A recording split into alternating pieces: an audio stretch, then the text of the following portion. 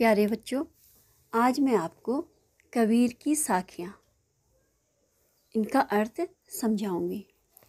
कबीर की साखियाँ का अर्थ बताने से पहले बच्चों मैं आपको कबीरदास जी के बारे में बताना चाहती हूँ। कबीरदास जी का नाम आप सबने सुना होगा। इनके कई दोहे प्रचलित हैं। जैसे एक है, काल करे सो आज कर, आज करे सो अब, पल में प्रलय होएगी, बहुरी करोगे कब। तो इसमें कबीरदास जी ने सभी को शिक्षा देते हुए कहा है कि हमें कोई भी कार्य जो है कल के लिए नहीं टालना चाहिए, अभी जो है हमें कर लेना चाहिए। तो इसी प्रकार और भी इन्होंने कई दोहे और साखियाँ लिखी। कबीरदास जी का जन्म सन 1398 ईस्वी में काशी में हुआ था और इनकी मृत्यु 1518 ईस्वी के आसपास 120 वर्ष की पूर्णायु प्राप्त करने पर हुई थी। इनके काव्य संग्रह हैं साखी, सबद और रामायणी। और इनकी जो जितनी भी रचनाएं हैं सभी कबीर ग्रंथावली में संकलित की हैं। ये जो थे मूलतः क्या थे, संत थे और इन्होंने अपनी रचनाओं में निराकार ईश्वर, एक ईश्वर, उन्होंने कहा ईश्वर अनेक नहीं होते, एक ही ईश्वर है। चाहे किसी धर्म के हों, किसी भी जाति के हों, उन सब का ईश्वर क्या है, एक है।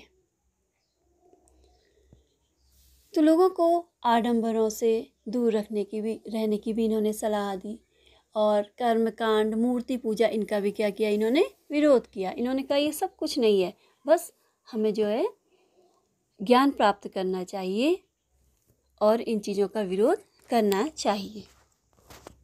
तो ये था कबीरदास जी का संक्षिप्त परिचय। अब मैं आपको इनकी साखियों का अर्थ बताऊंगी। पहली साखी है, जाति न पूछो साध की, पूछ लीजिए ज्ञान, मोल करो तलवार का, पड़ा रहन दो म्यान। तलवार, तलवार, म्यान तलवार रखने का। तो इसका अर्थ है, कबीरदास जी कहते हैं कि मनुष्य को किसी साधु या सज्जन व्यक्ति की जाति के बारे में नहीं पूछना चाहिए। पूछ लीजिए ज्ञान, बल्कि उसके ज्ञान के बारे में हमें पूछना चाहिए, उससे कुछ ज्ञान प्राप्त करना चाहिए। जैसे कि मोल करो तलवार का, जब हम तलवार खरीदें, मोल करना और तलवार खरीदने, तो उस समय क्या देखना चाहिए, उसकी धार कितनी तेज है। पड़ा रहने दो म्यान, चाहे वो तलवार म्यान में ही क्यों ना पड़ी रहे, हम उसका प्रयोग नहीं भी कर रहे हैं, तब भी उसका हम खरीदते समय धार का अंदाजा लगाकर ही खरीदेंगे। दूसरी है, आवत गारी एक है, उल्टत हुई अनेक, कहा कबीर नहीं उलटिए, वही एक की एक। गारी, गाली, इसमें जो है किसी के अपशब्द, गाली सुनकर भी शांत रहने, इसकी सीख दी हुई है। तो कबीरदास जी कहते हैं कि गाली सुनकर भी शांत रहने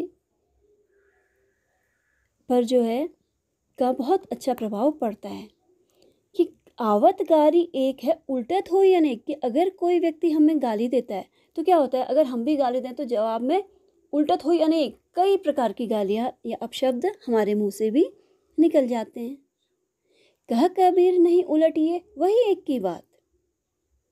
और यदि अगर हम नहीं उलटिए, उल्टा उसका जवाब नहीं दें, उसकी गाली का या अपशब्दों का जवाब नहीं देंगे, तो क्या होगा, थोड़ी देर में वह भी क्या हो जाएगा, शांत हो जाएगा और वहीं पर बात क्या हो जाएगी, समाप्त हो जाएगी, वाद विवाद समाप्त हो जाएगा।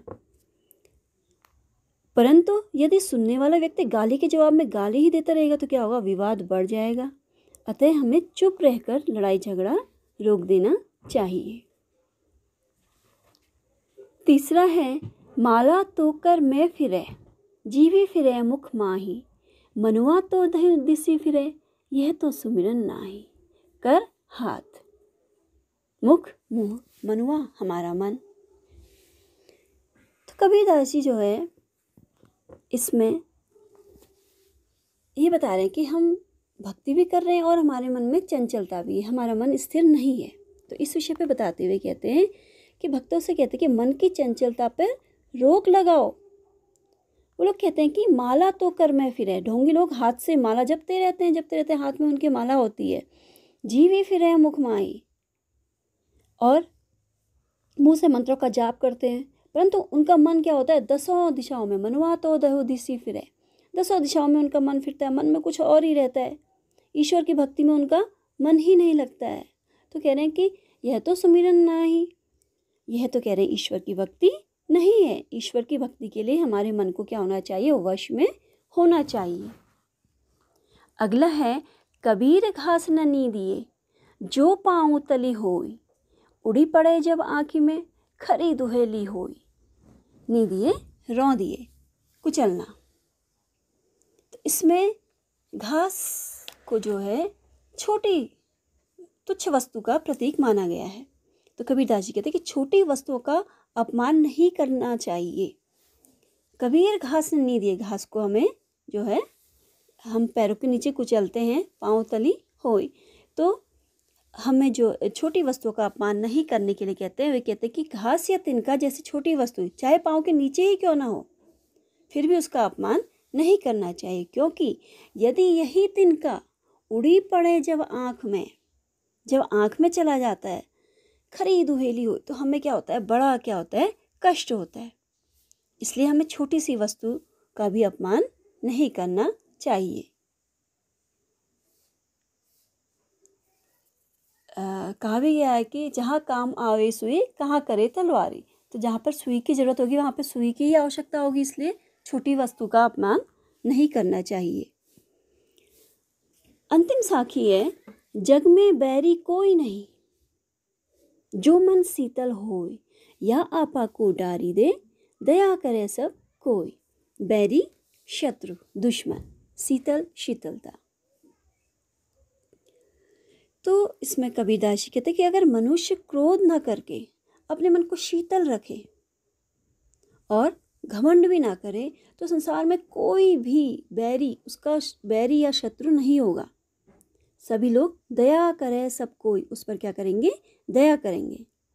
अतः प्रत्येक मनुष्य को क्रोध, घमंड, अहंकार त्याग कर देना चाहिए, क्योंकि यही क्या है, मनुष्य के सबसे बड़े शत्रु हैं। तो बच्चों, ये थी कबीरदास जी की साखियाँ, और आशा करती हूँ आप लोगों को समझ में आ गई होंगी और आप लोगों को इनसे ज़रूर कुछ ना कुछ शिक्षा मिलेगी। धन्यवाद।